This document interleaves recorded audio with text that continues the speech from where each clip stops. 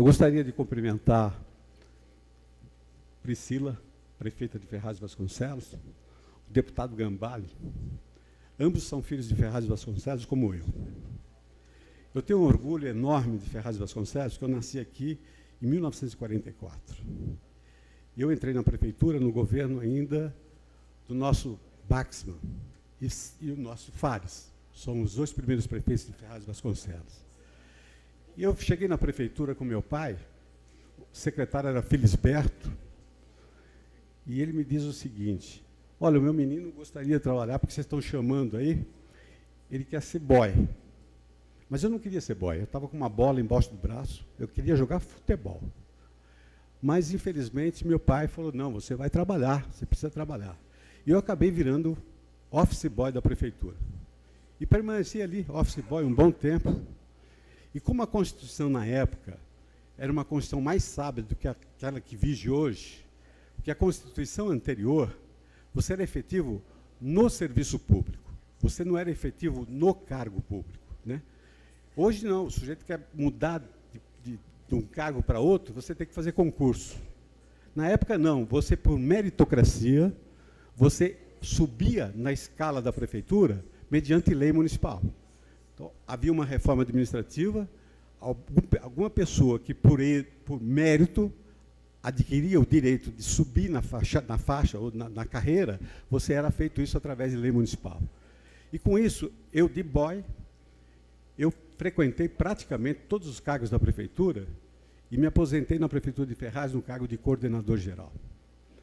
Esse cargo de coordenador geral, para vocês terem uma ideia, na época, eu coordenava 10 diretorias.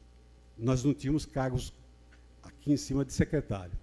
E, na época, realmente, eu achava que Ferraz não devia ter secretário naquela oportunidade. Então, era uma trava. A Câmara não gostava muito da minha atitude de não mandar o prefeito mandar um projeto de lei criando secretarias, né? Hoje, até ser secretário é complicado, porque com as interpretações que está dando o governo com relação ao princípio da anterioridade, o secretário, coitado, o Tribunal de Justiça diz que ele tem que ficar com valor fixo durante 4 anos de mandato. O princípio da anterioridade só se aplica, na verdade, ao vereador, não se aplica aos agentes políticos, prefeito e secretários. Mas o Tribunal de Justiça, ele trouxe a figura da anterioridade para os cargos de secretário. Consequentemente, hoje o secretário fica estável com o salário dele ao longo dos 4 anos. Isso é ruim, por quê? Porque, na verdade, pode ser que tenha alguns funcionários que estão no teto do prefeito. Se ele estiver no teto do prefeito, também ele está no princípio da anterioridade. É um absurdo, mas é assim que está funcionando. Aí você pega a Constituição, você vai lá no artigo 39, 4, diz com toda clareza que o detentor de mandato ele tem direito à revisão geral anual. Eu pergunto, vereador é detentor de mandato? Se vereador é detentor de mandato, ele tem que participar da revisão geral anual. Eu, conversando com um desembargador no Tribunal de Justiça em São Paulo, eu fiz a mesma pergunta para ele, falei, doutor, você podia me dizer o seguinte, se eu der ao vereador a inflação, eu estou dando ganhos para o vereador? Ele pensou, falou, não. Sim, mas vocês estão dizendo que, aplicando o princípio da anterioridade, ele não pode ter nenhum aumento ao longo da legislatura. Mas você passar a inflação, você não está dando aumento para o vereador. E ele tem um direito adquirido lá no 39.4, que fala que ele é detentor de mandato, ele tem direito à revisão geral. E aí, hoje, a coisa está bastante confusa, porque a revisão geral anual, o pessoal confunde com reposição salarial. Quando, na verdade, a Constituição fala em rever. Rever não é, rever é futuro. Passado é inflação. Mas o pessoal confunde inflação porque o próprio artigo 37 da Constituição, ele diz com clareza de que não pode, em hipótese alguma, você dar revisão geral através de índice. Quer dizer, você não pode dar IPC, IPCA, essa coisa toda, porque isso é índice, é passado. A revisão é para frente, é dependendo do comportamento da receita corrente líquida do município.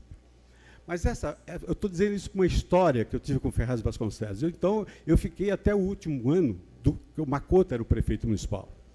E o Macoto pediu encarecidamente que eu ficasse na prefeitura. Eu falei, Macoto, a semana que vem eu completo 35 anos na prefeitura de Ferraz e eu não vou ficar nem um dia mais em Ferraz. Eu preciso ir embora, eu preciso tocar minha vida, né? Eu nunca quis me envolver no aspecto político, ser candidato a nada.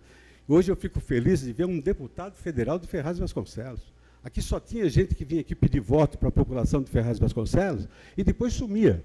Só aparecia de 4 em 4 anos para obter votos. Não, é um orgulho, Gambale, tê-lo como nosso representante na Câmara Federal.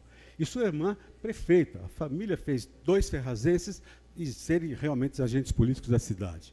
Isso, para mim, me traz muito orgulho, porque eu militei muito por Ferraz. Eu gosto muito de Ferraz de Vasconcelos, é minha terra. Apenas eu briguei uma vez com o Legislativo, que o Legislativo me deu um título de cidadão ferrazense. Eu falei para o vereador, eu agradeço, mas eu sou cidadão ferrazense, eu tenho certidão de nascimento. Amanhã a Câmara, por uma causa qualquer, resolve cancelar o meu título. Não, meu título é incancelável, porque, na verdade, eu tenho, do cartório do Chacon aqui, eu tenho uma certidão de nascimento em Ferraz de Vasconcelos. Resisti um pouco, mas depois acabei cedendo e eu recebi um título de cidadão ferrazense. Eu também tenho em memória um título dado por uma Cote Guche, me tratando como um servidor padrão. Eu havia completado 25 anos de prefeitura sem falta e sem nenhuma demonstração com relação à minha participação na administração. Me dei bem com todos os prefeitos, ajudei todos dentro do possível, e aqueles que desviaram da rota, eu me afastei. Essa foi a grande verdade. Tem alguns prefeitos em Ferraz de Vasconcelos que os meus princípios não batiam com um deles, e eu fiquei fora da participação do governo. Ficamos numa área de tecnologia só, mas na parte de orientação técnica, realmente a gente parou, porque não dava para tocar com gente que estava fazendo um governo que segue os princípios que a gente aprendeu desde criança com os nossos pais. Então, gente, eu fico, olha, feliz de ver uma Câmara inaugurada. A Câmara começou lá na Dom Pedro, na época, a Canhada, a prefeitura do lado, que era um grupo escolar, e naquela época a Câmara não tinha uma casa. Hoje não, hoje com orgulho a gente vem aqui, uma casa feita e com a participação efetiva da prefeita nesse processo. Esse relacionamento legislativo e executivo tem que ser o melhor possível. Se não houver relacionamento executivo e legislativo, é uma estupidez você militar contra a administração. As coisas boas não é o partido. As coisas boas têm que ser interpretadas, plano de ação, vão aprovar, isso faz bem para Ferraz de Vasconcelos. Eu acho que é assim que, na verdade, se comporta o político verdadeiro. O Gambale tem feito um esforço enorme e hoje ele goza de um privilégio, que é fazer emendas parlamentares. As emendas parlamentares, quer dizer, deram uma chance para o deputado trazer recursos para o seu município, não ficar na dependência de como era. A emenda parlamentar não era impositiva, havia o empenho da emenda, simplesmente o presidente da República tornava isso como uma moeda de troca. Se não houvesse troca, não haveria liberação do recurso. Não, hoje é impositivo e os deputados hoje terão um dinheiro bom até junho desse ano para poder liberar emendas, porque o valor é significativo. Então, Gambale, você tem que aproveitar a oportunidade e ajudar efetivamente a sua irmã, prefeita de Ferraz de Vasconcelos, e a Câmara de Vereadores. Ferraz merece um esforço nesse sentido. Muito obrigado, gente.